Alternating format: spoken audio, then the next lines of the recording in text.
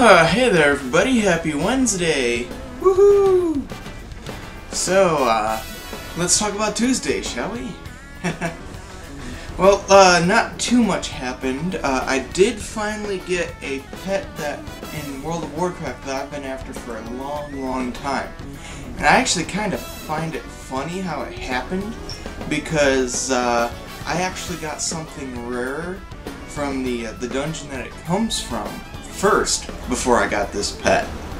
So I've been farming at Magistrate's Terrace for a while. When I found that I could solo regular Magistrate's Terrace is when I really started farming it, and then after a while I started poking at Heroic Magistrate's Terrace and was able to farm that. So I've kind of gone into a routine where I try to daily you know how those daily things that I do end up working out. But I'm trying to just daily go in there and do them, starting with the heroic and then going down and doing 1 or 2 regulars. Well, a couple nights ago I got the White Hawk Strider mount, which I was just like, cool. Adds more to my mount collection. Not exactly what I was after. I was gonna go after it anyway, that's why I was doing heroic. Probably would have kept going in there until I gotten it. Then, the next day, I got the Phoenix hatchling. And I'm just like, woo! Phoenix! I mean, how can you not want a Phoenix of your own? I mean, this is, well, I mean, it's not the mount. I would love to have that mount, but this is the pet that I've been after for probably the longest. Ever since I learned of its existence in the game, I've been after this. I mean, come on. It's a phoenix! Phoenix is big flaming bird. When it dies, it turns to ash and then comes back again. I mean, come on. So I got that, so I'm all happy. I'm running around with that out, flying. It's like a mini druid flight form flying behind me. It's awesome. So I'm really just excited about that. Yesterday I ended up skipping out on Tuesday wings because of my lack of funds for such things. So I just stayed here. My roommate went to meet our one friend at Wings, and I was like, well, you guys are just going to be coming back here, we're going to be playing some games, right? Yeah, because that's what we usually do. So I figured I'd just stay here, get something to eat here, and then we could hang out afterwards. So I can hear them coming because I've been keeping the windows open yesterday and now today, because it's been a little bit nicer out. Figured save on the heating bill and just do the windows. So I can hear them coming, so they're like, hey, can you get the door for us? So I open the door, and there's our friend with the Nerf gun. About half second after I open the door, I'm hit in the head with a Nerf dart. You can imagine how the evening went after that. There's Nerf darts everywhere. Because he'd just gotten that Nerf gun, so he's like, oh yeah, and hey, let's play Clue. So we get out the Clue board, I set it all up, and then we spend a good, what, half hour, just shooting the players. It's just like, alright, I bet you I can get Mrs. White over there. Oh, missed by a mile. Alright, think I'm gonna get Professor Plum. Great Scott! You got him with a 1.21 gigawatt shot! So yeah, ever since watching Back to the Future and the Clue movie, those are required crossover comments.